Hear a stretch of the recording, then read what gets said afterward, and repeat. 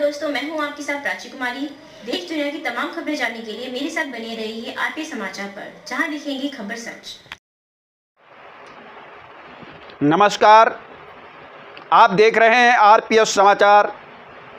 मैं हूं आपके साथ रघुनाथ प्रसाद शास्त्री। नज़र डालते हैं आज की 10 बड़ी खबरों पर। सबसे पहले हम शुरुआत करेंगे आज मुंबई की खबरों से। मुंबई से आ रही इस वक्त की बड़ी खबर,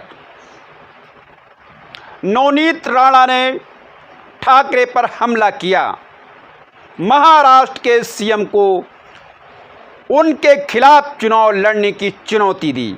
आपको बता दें कि आज रविवार को अस्पताल से छुट्टी मिलने के बाद निर्दलीय सांसद नवनीत राणा ने महाराष्ट्र के मुख्यमंत्री उद्धव ठाकरे पर अपनी शक्ति का दुरुपयोग करने का आरोप लगाते हुए तीखा हमला किया और आरोप लगाया कि उन्हें केवल भगवान राम के नाम का उपयोग करने के लिए लॉकअप और जेल में परेशान और प्रताड़ित किया गया था।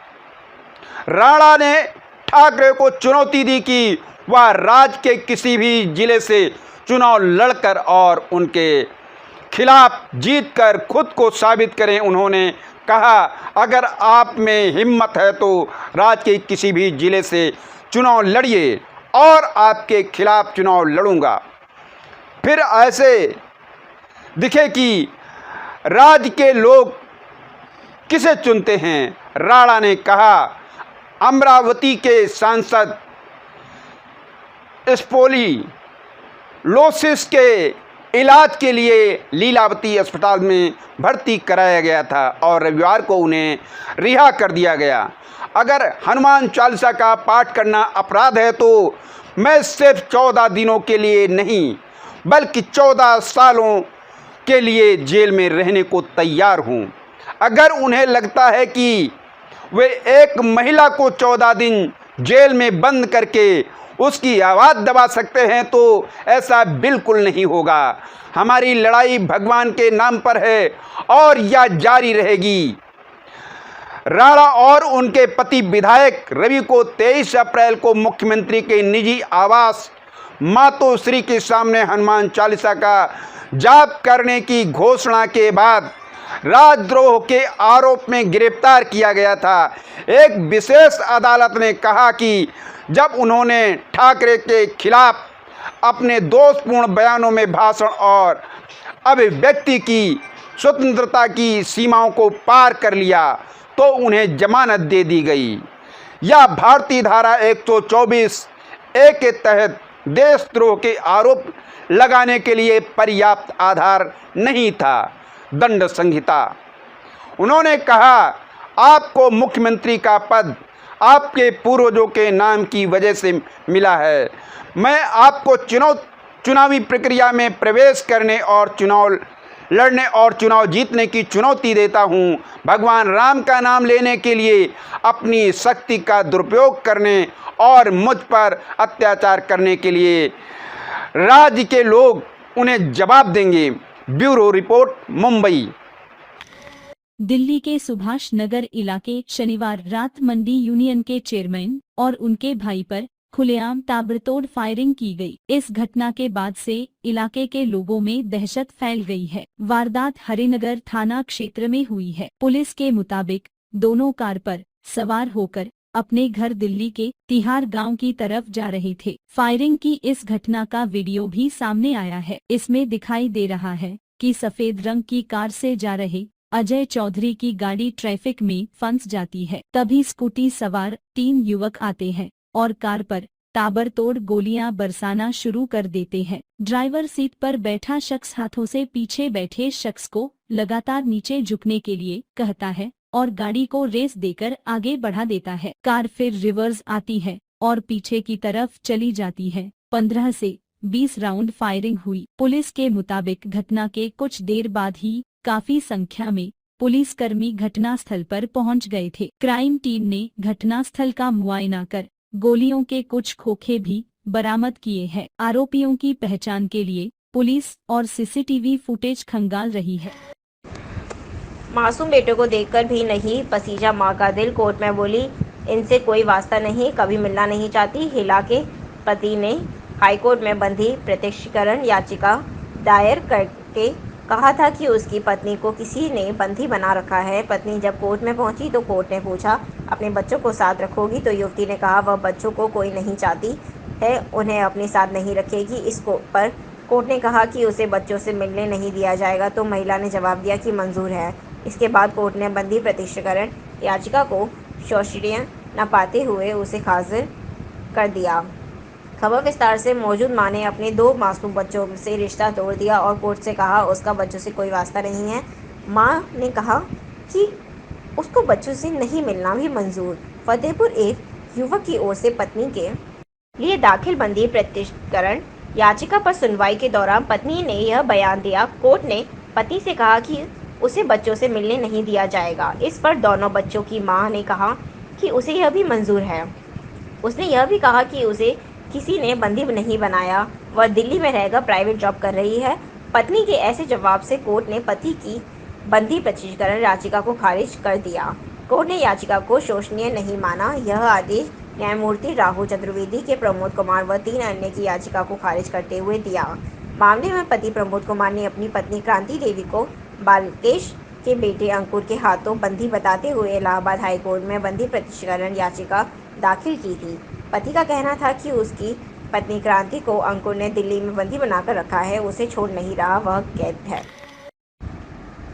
किसी नौसिखिया टीम की तरह हारी केकेआर। लखनऊ का प्लेऑफ में पहुंचना लगभग तय। लखनऊ सुपर जॉयंट्स ने कोलकाता नाइट राइडर्स को 77 रन के विशाल अंतर से हराया।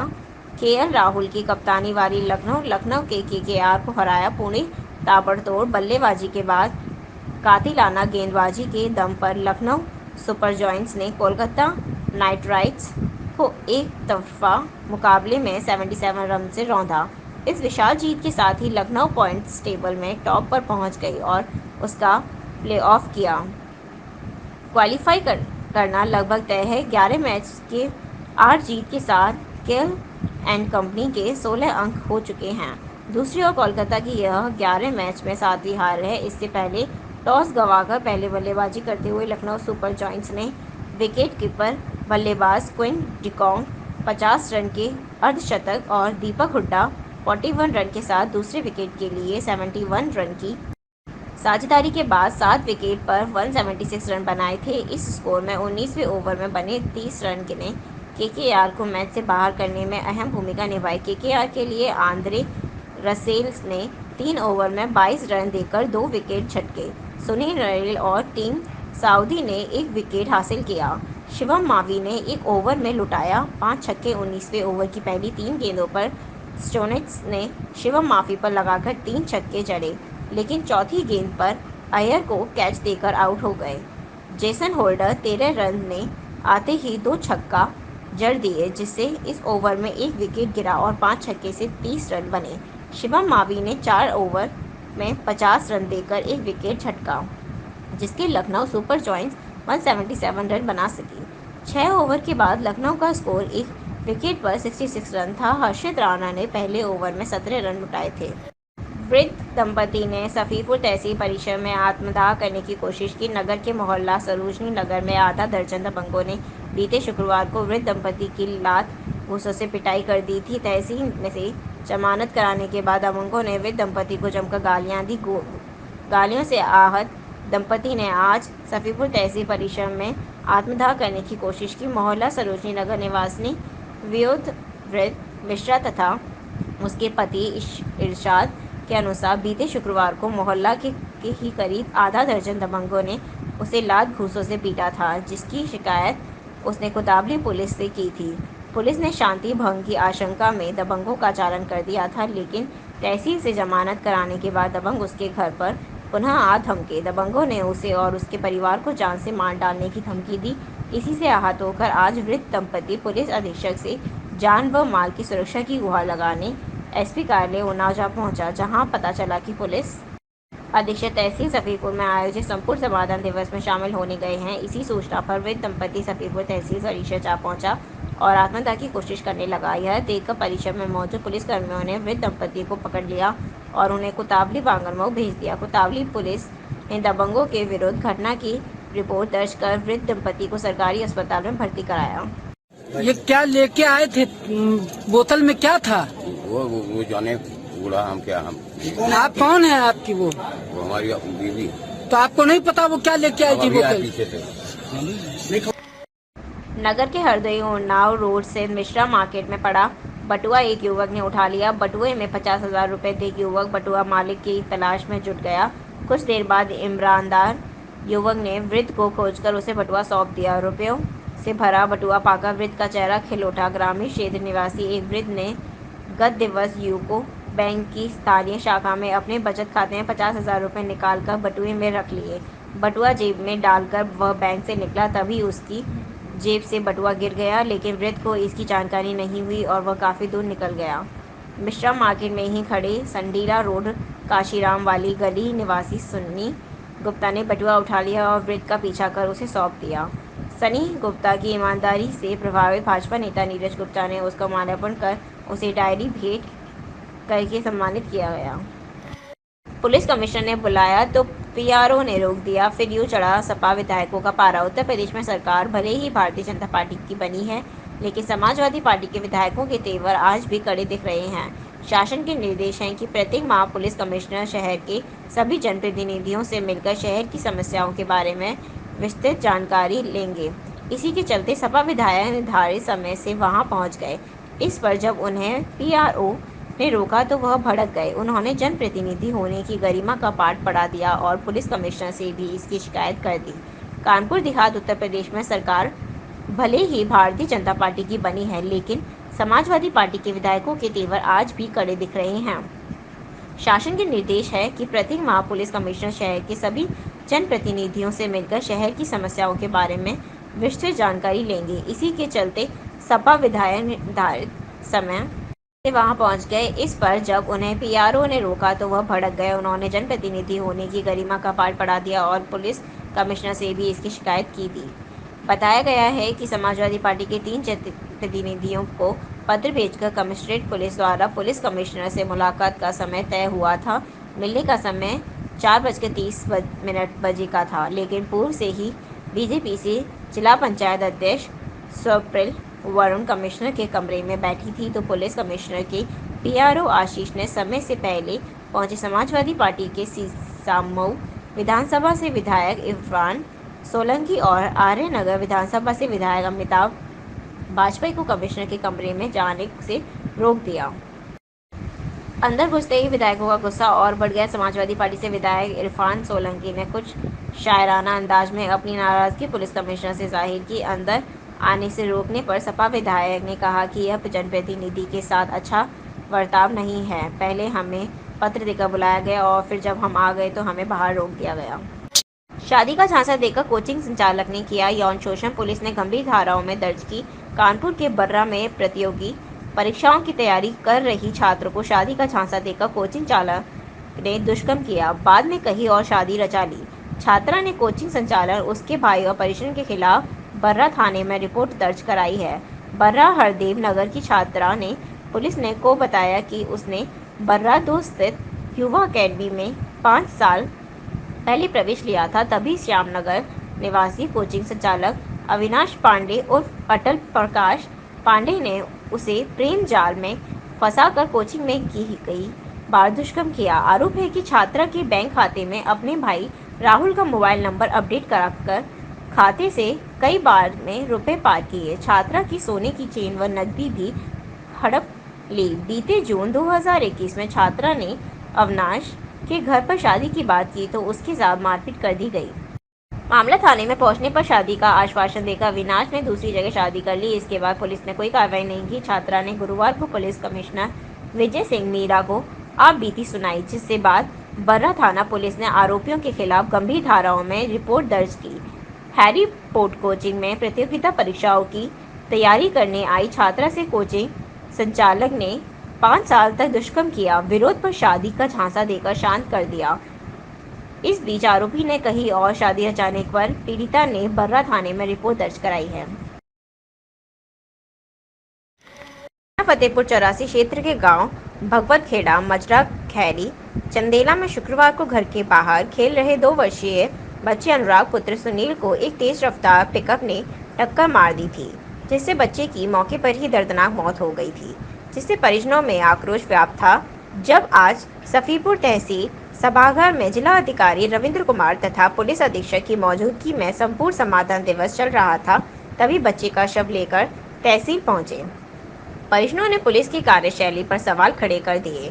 तहसील परिसर में हंगामा देख मौके पर पहुंचे जिला अधिकारी तथा पुलिस अधीक्षक ने परिजनों की बात की तो परिजनों ने थाना प्रभारी पर कार्रवाई न करने का आरोप लगाया। पुलिस अधीक्षक ने थाना प्रभारी अवनीश सिंह से जानकारी ले तो उन्होंने बताया कि मुकदमा दर्ज कर पिकअप चालक को हिरासत में ले लिया गया है। परिजनों को संतुष्ट करने के लिए वीडियो कॉलिंग के जरिए अभियुक्त की गिरफ्तारी दिखाई गई। जिलाधिकारी तथा पुलिस अधीक्षक के चले जाने के बाद भी परिजनों तहसील के सामने मुख्य मार्ग पर शव रखकर मार्ग जाम कर दिया, जिससे तहसील गेट से लेकर कुताबली तक जाम लगने से अफरा तफरी मची रही, जिससे यातायात भी अवरुद्ध रहा। प्रभारी निरीक्षक सफीपुर चंद्रकांत सिंह के समझाने पर परिजन बच्चे का शव लेकर वापस चले गए। हम पानी भर गए, पानी भर पानी ले ठीक। तुम्हारे बच्चे का नाम है? चुप है, अनुराग नाम है। और ये जो गाड़ी चला रहा है कौन है? धर्मेंद्र। अपने हैं अगर है? कई माह बाद तहसील सभागार में जिलाधिकारी तथा पुलिस अधीक्षक की संयुक्त अध्यक्षता में आयोजित संपूर्ण समाधान दिवस में फरियादियों का हुजूम उमड़ा, जहां पर पहुंचे कुल 183 फरियादियों ने जिलाधिकारी तथा पुलिस अधीक्षक को अपना दुखड़ा सुनाया, जिसमें से केवल 9 फरियादियों के शिकायतों का मौके पर ही निस्तारण कर किया जा सका। जिलाधिकारी ने सभागार में मौजूद सभी अधिकारियों व कर्मचारियों को टीमें गठित कर मौके पर जाकर मामलों का 1 सप्ताह में ही निस्तारण करने के निर्देश दिए हैं। माह के प्रथम शनिवार को सफीपुर तहसील सभागार में आयोजित हुए संपूर्ण समाधान दिवस जिलाधिकारी रविंद्र कुमार तथा पुलिस अधीक्षक दिनेश त्रिपाठी की संयुक्त अध्यक्षता में संपन्न हुआ। कई माह बाद आयोजित हुए संपूर्ण समाधान दिवस में बड़ी तादाद में पहुंचे फरियादियों ने शिकायती पत्र देकर अपना अपना दुखड़ा सुनाया। समाधान दिवस में बैसरा गांव निवासिनी राजधानी अपने एक बेटा सहित 2 पुत्रियों के साथ जिलाधिकारी के समक्ष पहुंचकर अपने नशेबाज पति मुकेश पर दूसरों के बहकावे में आकर मकान तथा प्लॉट बेचने का आरोप लगा न्याय की गुहार लगाई। वहीं मऊ मसूरपुर गांव निवासी मंदन कुमार ने जिलाधिकारी को दिए शिकायती पत्र में बताया कि जिला पूर्ति अधिकारी को गांव पहुंच कार्ड धारकों के समक्ष जांच करने की मांग की गई है। शिकायतकर्ताओं को शक है कि कोटेदार के प्रभाव में स्थलीय जांच न होकर कार्यालय में ही उनके पक्ष की जांच आख्या लगाई जाने की शंका जाहिर की है। वहीं शबरन राजपूतान निवासी कल्लू व जितेंद्र सिंह ने विद्यालय के बगल में ग्राम समाज की भूमि पर अवैध कब्जे की शिकायत की है, जिस पर जिलाधिकारी ने एसडीएम तहसीलदार सहित क्षेत्रीय लेखपाल को फटकार लगाते हुए आवश्यक कार्रवाई के लिए निर्देश दिया है। उत्साह गांव निवासी रहमत अली पुत्र लियाकत अली ने लेखपाल राजेश पर द्वारा गंगा एक्सप्रेसवे के जद में आ रही भूमि का बैनामा कराए जाने के अवरोध पैदा करने का आरोप लगाया है। ग्राम पंचायत सलीम ने प्रधानपति दिनेश कुमार के ने आम आदमी पार्टी मथुरा जिला अध्यक्ष रवि प्रकाश भारद्वाज के निर्देश में यूपी प्रभारी राज्यसभा सांसद संजय सिंह के आह्वान पर ललितपुर में 13 वर्षीय रेप पीड़िता बच्ची के साथ इंस्पेक्टर द्वारा किए गए दुराचार, ललितपुर में ही एक अन्य थाने में ही निर्वस्त्र कर महिला के निर्मम पिटाई तथा चंदौली में 22 वर्षीय बेटी की पीटकर हत्या करने की बात उसी के घर में पंखे से लटकाए जाने के विरोध में जिला मुख्यालय स्थित पेट्रोल पंप से जिलाधिकारी कार्यालय तक निकेत वर्मा उप जिलाधिकारी को ज्ञापन सौंपकर अपराधियों को कड़ी सजा दिलाने के लिए मामले के उच्च न्यायालय की निगरानी में सीबीआई द्वारा जांच की मांग की। इस अवसर पर जिला संगठन निर्माण प्रभारी डॉक्टर हरदीश चौधरी ने कहा कि रावण राज में भी सीता सुरक्षित थी, आज पूरे उत्तर प्रदेश के अंदर महिलाएं असुरक्षित हो गई हैं।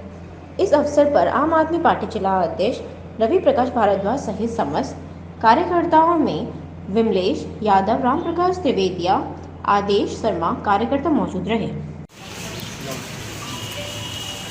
बलात्कारियों को फांसी दो, फांसी दो, बलात्कारियों को फांसी दो, फांसी दो।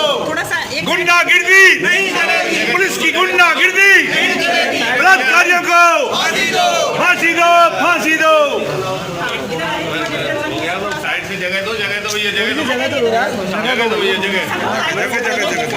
भैया, जगह क्या कर रहे हो? चैनल को लाइक और शेयर करना ना भूलें, आइकन बेल दबाना बिल्कुल ना भूलें, जिससे प्रत्येक जानकारी आपको सबसे पहले मिल सके, जैसे कि प्रत्येक दिन का राशिफल, प्रत्येक पर्व का आर्टिकल, नई और ताजी खबरें।